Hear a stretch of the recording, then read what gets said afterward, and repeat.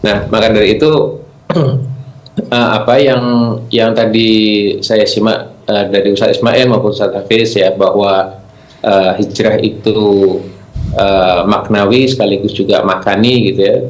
Tidak hanya ide, tidak hanya pemaknaan, tapi juga tempat itu menjadi sebuah perubahan yang sifatnya memang totalitas yang dialami oleh Nabi ya. Dan apa yang dialami oleh Nabi tentu juga bisa kita teladani ya, bahkan harus kita teladani begitu.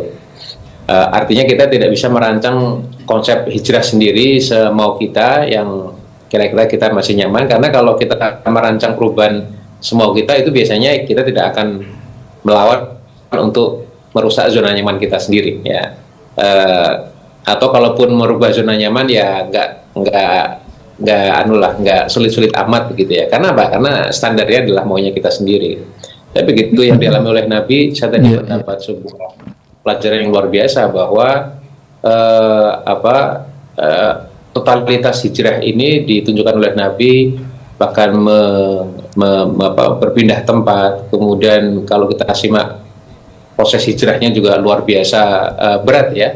Tapi kemudian para sahabat pun juga karena keimanannya itu juga mengikuti Nabi sami'na wa ata'na begitu. Dan setelah hijrah pun akhirnya Islam bertumbuh kembang luar biasa ya. Dan artinya jaminan-jaminan dari Allah maupun Nabi bahwa bumi ini luas, orang yang hijrah tentu karena Allah pasti juga akan mendapatkan apa yang diinginkan gitu. Itu ya tinggal kita jalani ya. Saya kira tentu tidak ada kehidupan hijrah lantas kemudian otomatis pasti enak gitu ya, belum tentu juga gitu. Tetapi bahwa ketika ada datang ujian-ujian pasca seseorang itu hijrah begitu, yang membedakan adalah sekalipun ada ujian atau kesulitan, tapi dengan mafhum yang baru, dengan pemahaman yang baru, seseorang tersebut kita menghadapinya itu insya Allah lebih tenang, karena pondasinya insya Allah akidah itu lebih kuat ya.